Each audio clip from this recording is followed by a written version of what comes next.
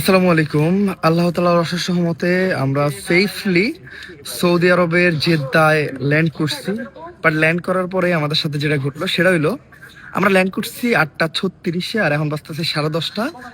এই দেখেন, জাস্ট এই জায়গায় কেউ নাই, যা শুধুমাত্র আমরা আছি। আমরা কেন আছি?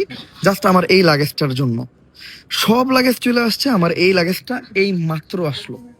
এই লাগেজটা আসতেছে না, আমরা দুইবার কমপ্লেন জানাইছি, কোনো কাজ হয় নাই। কমপ্লেনে ওনাদের একটাই কথা যে আপনি ওই জায়গায় জাস্ট ওয়েট করেন। নিচে ওনারা কি করে লাগেজ নিয়ে তা জানি না, এই লাগেজটা মাত্র আসলো, মানে আর কেউ নেই। যা দেখেন, সবাই চলে গেছে, শুধু আমার এই লাগেজটা, আমি আর এই জায়গার আমাদের দুজন প্রবাসী ভাই আছে, আর হলো সাথে আমরা যারা আসছি, এরা ছাড়া সবাই চলে গেছে। আর এই জায়গার যারা ছোট থেকে শুরু করে বড়, মানে ঊর্ধ্বতম কর্মকর্তা আছে, বা এদের ব্যবহার এত খারাপ। মনে করেন, আমি চিন্তা করছি সৌদি আরব একটা মুসলিম দেশ, এই দেশের মানুষের ব্যবহার তো আলহামদুলিল্লাহ মাশাআল্লাহ অনেক ভালো হবে, কারণ আমার মুসলিমদের মেইন কি, মেইন সৌন্দর্য হলো তাদের ব্যবহার। আমরা চেষ্টা করবো মানুষের উপকার করার, আমরা একজন আরেকজনের সাথে ভালো ব্যবহার করার।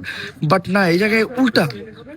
ভাই, এদের কাছে যদি আপনি কোনো কথা জিগান, মানে একবার একটা কথা কইবো, দ্বিতীয়বার কোনো কথা কইবো না। আর এদের ব্যবহার ভাই একদম বাজে, মানে আমি জাস্ট এই জায়গাটা ডিসঅ্যাপয়েন্টেড, মানে কিছু বলার নাই।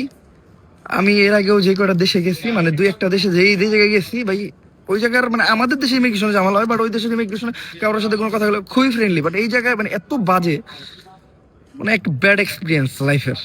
দেখ, আল্লাহর রহমতে আল্লাহ তাআলা ভালোভাবে আনছে, লাগেজটা পাইছি আলহামদুলিল্লাহ।